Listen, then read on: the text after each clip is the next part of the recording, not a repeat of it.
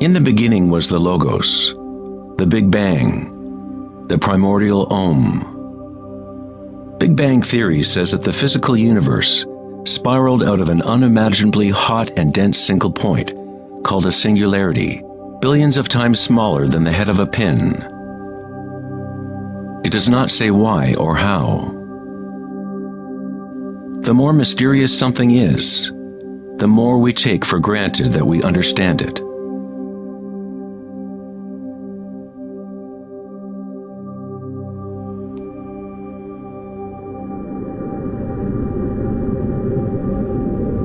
It was thought that eventually gravity would either slow the expansion or contract the universe in a big crunch. However, images from the Hubble Space Telescope show that the universe's expansion seems to be actually accelerating, expanding faster and faster as it grows out of the Big Bang. Somehow, there is more mass in the universe than physics predicted. To account for the missing mass, physicists now say that the universe consists of only 4% atomic matter, or what we consider normal matter. 23% of the universe is dark matter, and 73% is dark energy, what we previously thought of as empty space.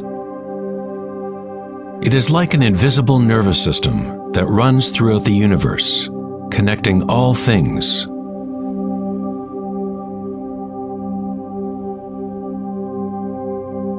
The ancient Vedic teachers taught Nada Brahma, the universe is vibration. The vibratory field is at the root of all true spiritual experience and scientific investigation. It is the same field of energy that saints, Buddhas, yogis, mystics, priests, shamans, and seers have observed by looking within themselves. It has been called Akasha, the primordial Om, Indra's net of jewels, the music of the spheres, and 1,000 other names throughout history.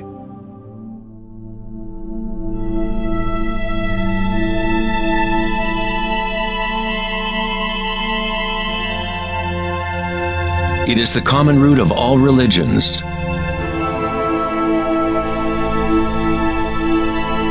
And the link between our inner worlds and our outer worlds.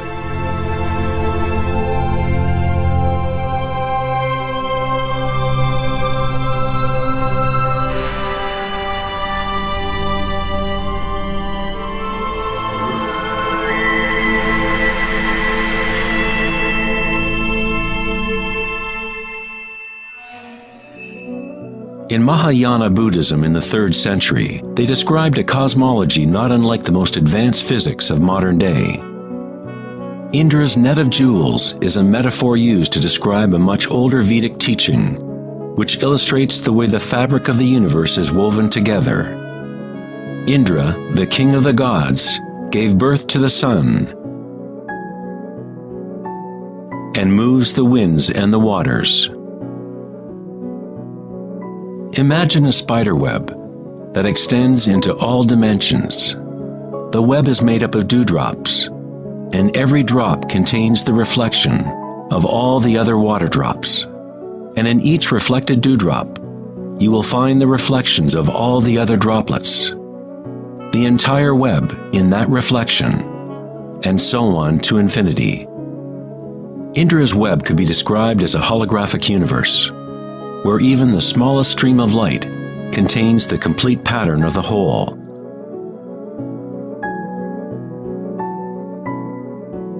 The Serbian-American scientist Nikola Tesla is sometimes referred to as the man who invented the 20th century. Tesla was responsible for discovering alternating current electricity and many other creations that are now part of everyday life.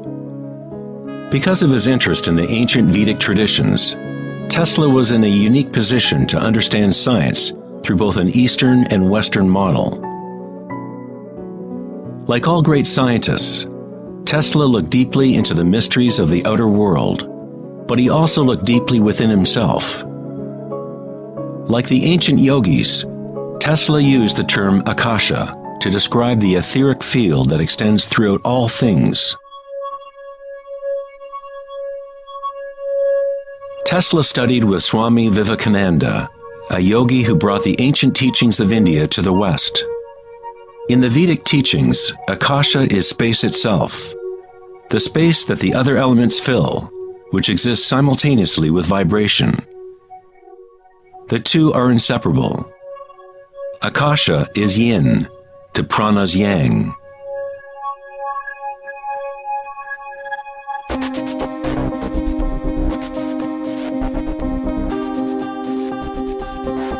A modern concept that can help us to conceptualize Akasha, or the primary substance, is the idea of fractals. It wasn't until the 1980s that advances in computers allowed us to actually visualize and reproduce mathematically the patterns in nature. The term fractal was coined in 1980 by mathematician Benoit Mandelbrot, who studied certain simple mathematical equations that, when they are repeated, produce an unending array of changing mathematical or geometrical forms within a limited framework. They are limited, but at the same time, infinite. A fractal is a rough geometric shape that can be split into parts, each of which is at least approximately a reduced size copy of the whole pattern, a property called self-similarity. Mandelbrot's fractals have been called the thumbprint of God. Om Shrim Rim Klim Lam Gam Ganapatiye Varavarada Saravajanam Eva Shivaya Swaha. You are seeing artwork generated by nature itself. If you turn the Mandelbrot figure a certain way, it looks sort of like a Hindu deity or Buddha. This figure is being termed the Buddha-bro figure. Om Shrim Rim Klim Lam Gam Ganapatiye Varavarada Saravajanam Eva Shivaya Swaha.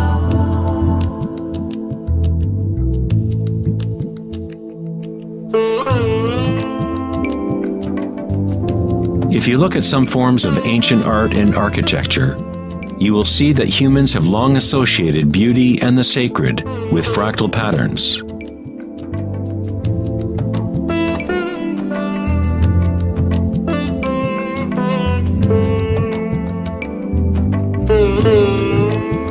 Infinitely complex, yet every part contains the seed to recreate the whole. Fractals have changed mathematicians' views of the universe and how it operates. With each new level of magnification, there are differences from the original. Constant change and transformation occurs as we traverse from one level of fractal detail to another. This transformation is the cosmic spiral, the embedded intelligence of the matrix of time-space.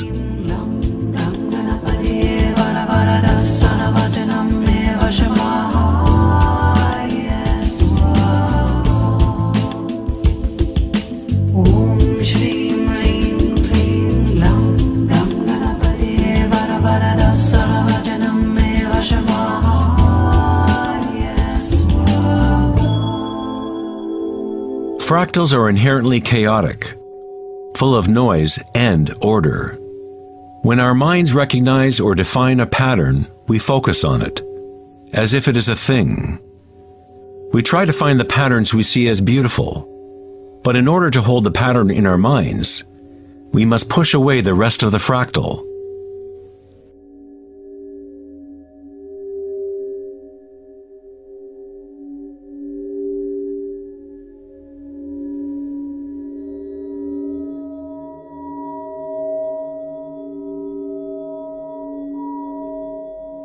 To comprehend a fractal with the senses is to limit its movement. All energy in the universe is neutral, timeless, dimensionless. Our own creativity and capacity for pattern recognition is the link between the microcosm and macrocosm, the timeless world of waves and the solid world of things. Observation is an act of creation through limitations inherent in thinking. We are creating the illusion of solidity, of things by labeling, by naming. The philosopher Kierkegaard said, "If you name me, you negate me." By giving me a name, a label, you negate all of the other things I could possibly be. You lock the particle into being a thing by pinning it down, naming it. But at the same time, you are creating it, defining it to exist. Creativity is our highest nature. With the creation of things comes time, which is what creates the illusion of solidity.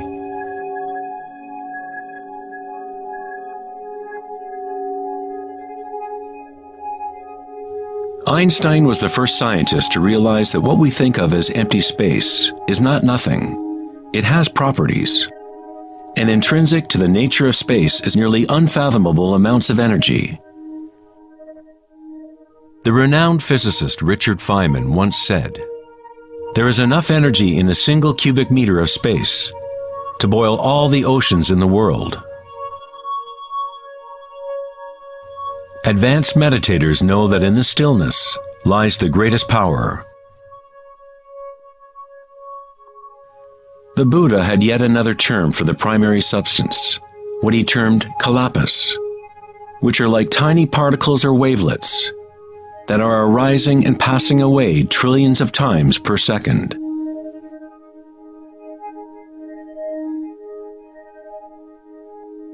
Reality is, in this sense, like a series of frames in a holographic film camera, moving quickly so as to create the illusion of continuity.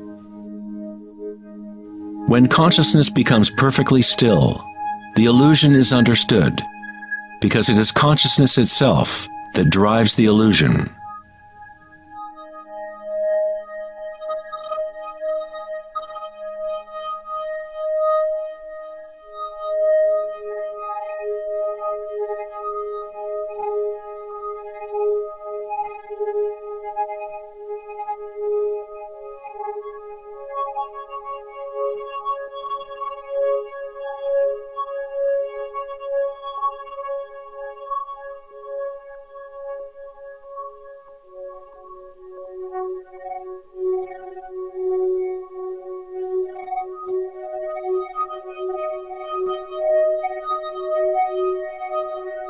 In the ancient traditions of the East, it has been understood for thousands of years that all is vibration. Nada Brahma, the universe is sound. The word nada means sound or vibration, and Brahma is the name for God. Brahma simultaneously is the universe and is the creator. The artist and the art are inseparable. In the Upanishads, one of the oldest human records from ancient India, it is said, Brahma the creator, sitting on a lotus, opens his eyes, and a world comes into being. Brahma closes his eyes, and a world goes out of being. Ancient mystics, yogis, and seers have maintained that there is a field at the root level of consciousness. The Akashic field, or the Akashic records, where all information, all experience, past, present, and future, exists now and always. It is this field or matrix from which all things arise, from subatomic particles to galaxies, stars, planets, and all life.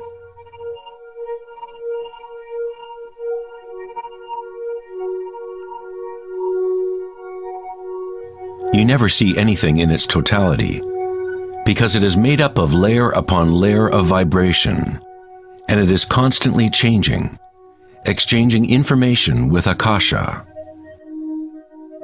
A tree is drinking in the sun, the air, the rain, the earth. a world of energy moves in and out of this thing we call a tree. When the thinking mind is still, then you see reality as it is, all aspects together. The tree and the sky and the earth, the rain and the stars are not separate.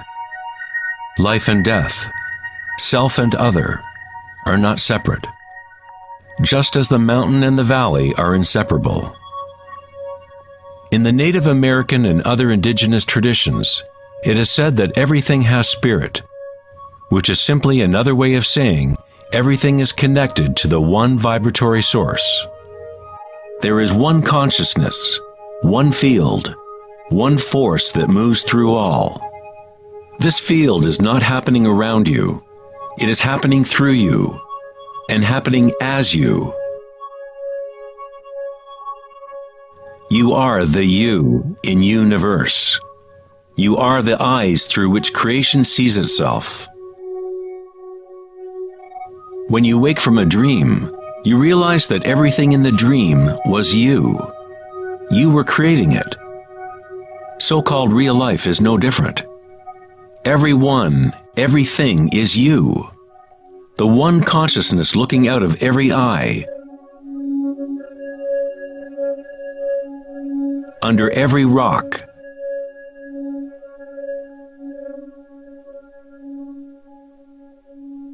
Within every particle.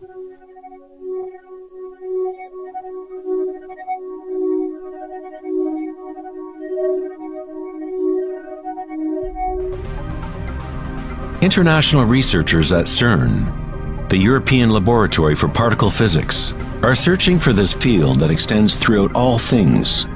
But instead of looking within, they look to the outer physical world. Researchers at the CERN laboratory in Geneva, Switzerland, announced that they had found the Higgs boson, or the God particle. The Higgs boson experiments prove scientifically that an invisible energy field fills the vacuum of space.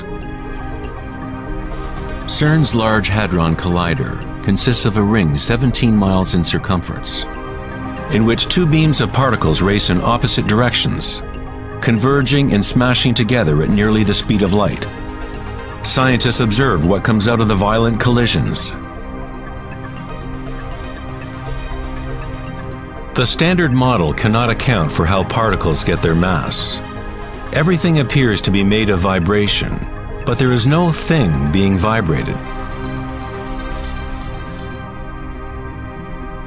It is as if there has been an invisible dancer, a shadow, dancing hidden in the ballet of the universe.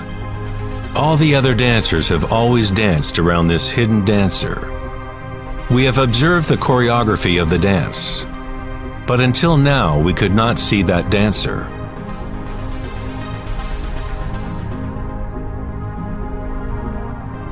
The so-called God particle, the properties of the base material of universe, the heart of all matter which would account for the unexplained mass and energy that drives the universe's expansion. But far from explaining the nature of the universe, the discovery of the Higgs boson simply presents an even greater mystery, revealing a universe that is more mysterious than we ever imagined. Science is approaching the threshold between consciousness and matter. The eye with which we look at the primordial field and the eye with which the field looks at us are one and the same.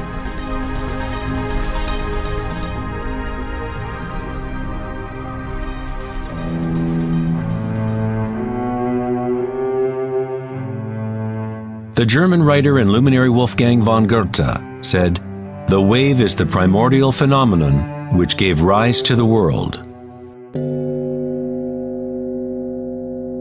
Cymatics is the study of visible sound. The word cymatics comes from the Greek root cyma, which means wave or vibration.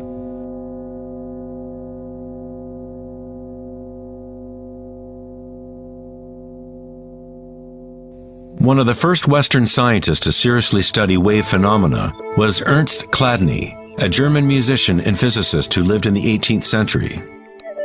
Chladni discovered that when he spread sand on metal plates and then vibrated the plates with a violin bow, the sand arranged itself into patterns. Different geometrical forms appeared depending on the vibration produced.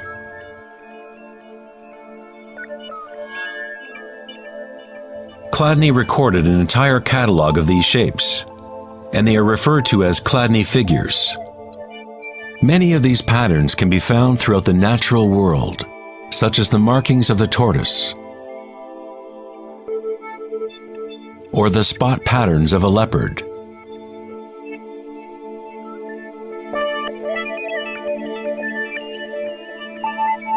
Studying Chladni patterns or cymatic patterns is one secret way in which high-end guitar, violin, and other instrument makers determine the sound qualities of the instruments they make.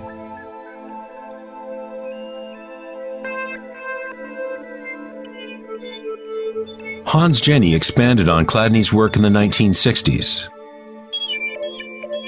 Using various fluids and electronic amplification to generate sound frequencies, and coined the term cymatics. If you run simple sine waves through a dish of water, you can see patterns in the water. Depending on the frequency of the wave, different ripple patterns will appear. The higher the frequency, the more complex the pattern. These forms are repeatable, not random. The more you observe, the more you start to see how vibration arranges matter into complex forms from simple repeating waves. This water vibration has a pattern similar to a sunflower.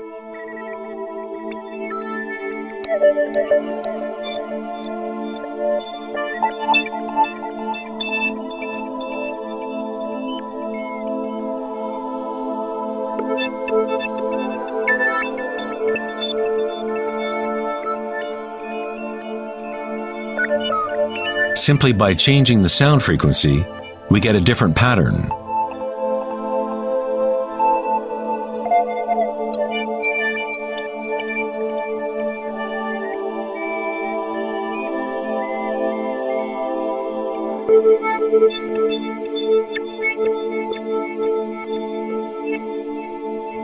Water is a very mysterious substance.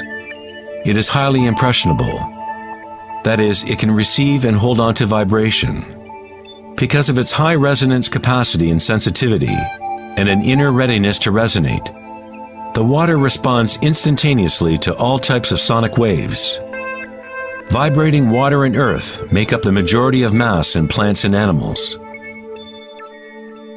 It is easy to observe how simple vibrations in water can create recognizable natural patterns. But as we add solids and increase the amplitude, things get even more interesting. Adding cornstarch to water, we get more complex phenomena.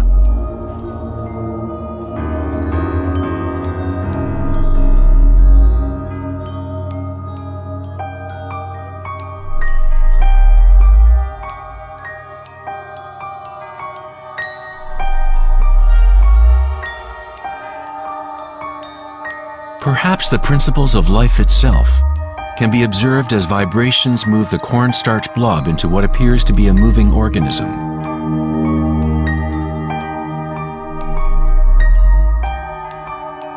The animating principle of the universe is described in every major religion, using words that reflect the understanding of that time in history.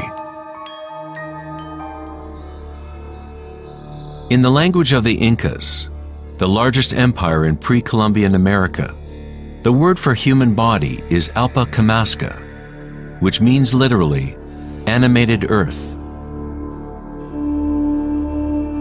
In Kabbalah, or Jewish mysticism, they talk about the divine name of God, the name that cannot be spoken. It cannot be spoken because it is a vibration that is everywhere. It is all words, all matter. Everything is the sacred word. The tetrahedron is the simplest shape that can exist in 3 dimensions. Something must have at least 4 points to have physical reality. The triangle structure is nature's only self-stabilizing pattern. In the Old Testament, the word tetragrammaton was often used to represent a certain manifestation of God. It was used when talking about the Word of God, or the special name of God, Logos or primordial Word.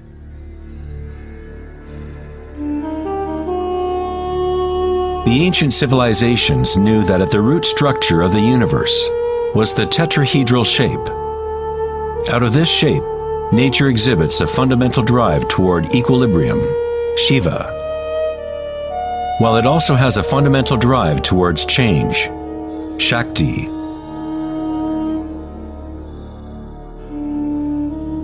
In the Bible, the Gospel of John usually reads, "In the beginning was the Word," but in the original text, the term used was logos. The Greek philosopher Heraclitus, who lived around 500 years before Christ, referred to the logos as something fundamentally unknowable, the origin of all repetition, pattern, and form. The Stoic philosophers who followed the teachings of Heraclitus identified the term with the divine animating principle pervading the universe.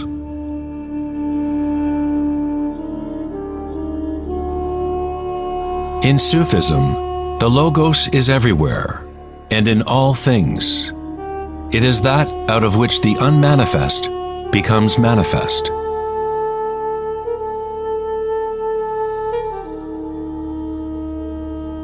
In the Hindu tradition, Shiva Nataraja literally means Lord of the Dance. The whole cosmos dances to Shiva's drum. All is imbued or ensouled with the pulsation. Only as long as Shiva is dancing can the world continue to evolve and change. Otherwise, it collapses back into nothingness. While Shiva is representative of our witnessing consciousness, Shakti is the substance or stuff of the world. While Shiva lies in meditation, Shakti tries to move him, to bring him into the dance. Like yin and yang, the dancer and the dance exist as one. Logos also means unconcealed truth. He who knows the Logos knows the truth. Many layers of concealment exist in the human world, as Akasha has been swirled into complex structures, concealing the source from itself. Like a divine game of hide and seek, we have been hiding for thousands of years, eventually forgetting about the game completely. We somehow forgot that there was anything to find. In Buddhism, one is taught to directly perceive the Logos, the field of change, or impermanence within oneself through meditation. When you observe your inner world, you observe subtler and subtler sensations and energies as the mind becomes more concentrated and focused. Through the direct realization of anicca, or impermanence at the root level of sensation, one becomes free of attachment to transient external forms. Once we realize there is one vibratory field that is the common root of all religions, how can we say, "my religion," or "this is my primordial Om, my quantum field"?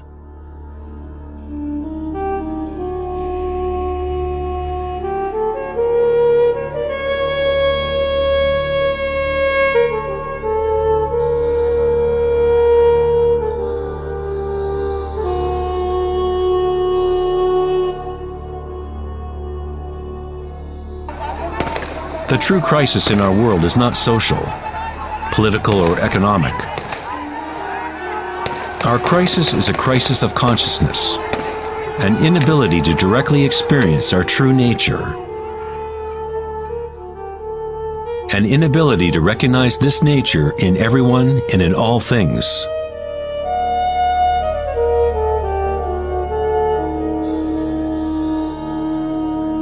In the Buddhist tradition, the Bodhisattva is a person with an awakened Buddha nature.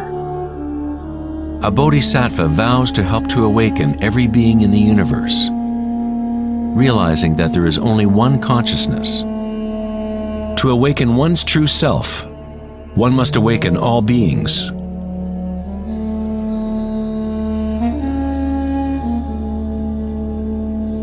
There are innumerable sentient beings in the universe. I vow to help them all to awaken. My imperfections are inexhaustible. I vow to overcome them all.